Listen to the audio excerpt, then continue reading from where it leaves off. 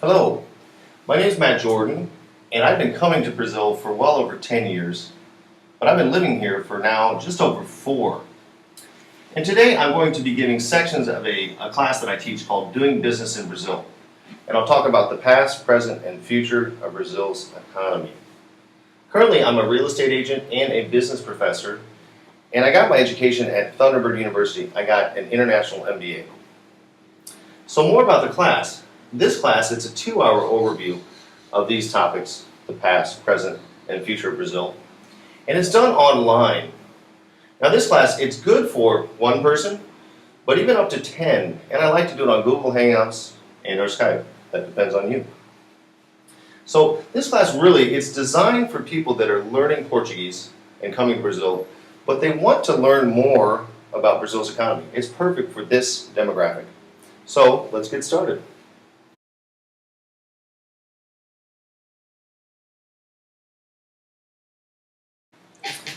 So let's get started with my presentation, Doing Business in Brazil.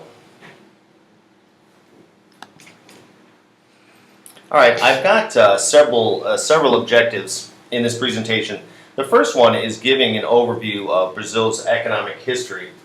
Currently, Brazil is at 2.4 trillion US dollars, and that makes it the 7th largest economy in the world, next to France and England.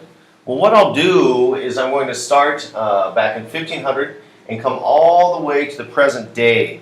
And I'm going to emphasize mostly the last 25 years and make some projections about the future. But basically, going from 1500 to now is going to show how Brazil is truly an emerging economy, or what they call a BRIC.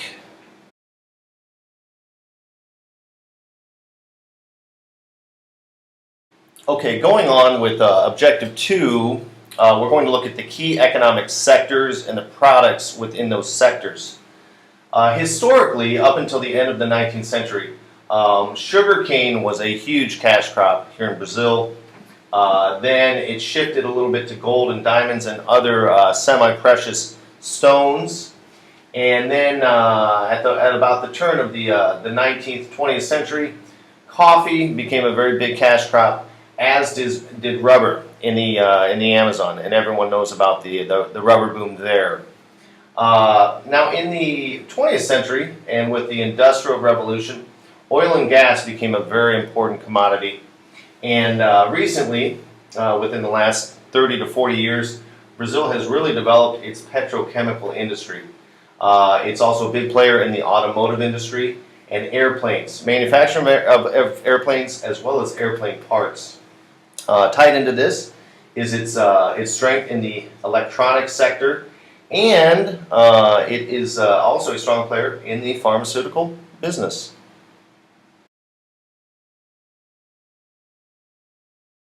Okay, moving on, I'm going to look at the changes over time in Brazil's economy. There's been a lot of them.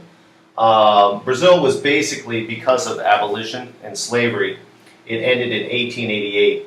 They were they had a late entry into the Industrial Revolution.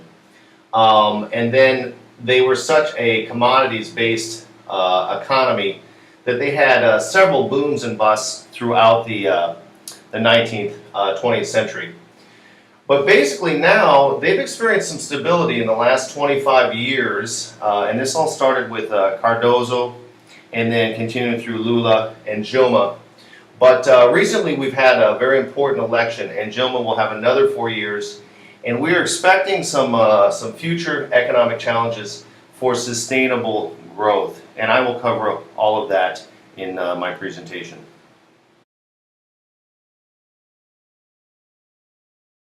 Now, my fifth objective will be to talk about U.S.-Brazil trade relations.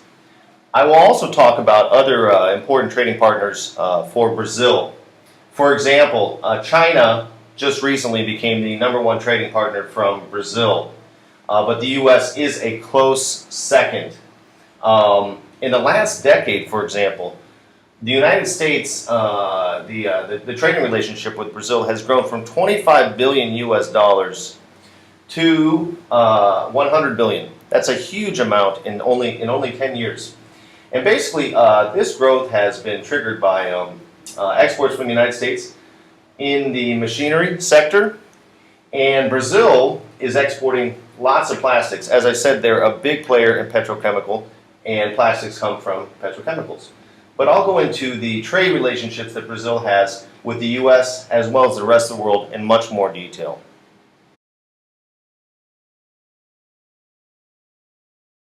The two final objectives that I have for this presentation are giving you plenty of real-life experiences.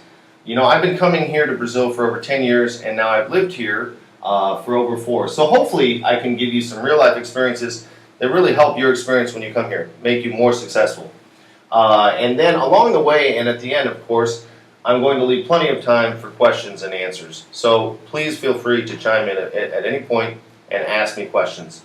But for now, sign up with Language Trainers and let's get started.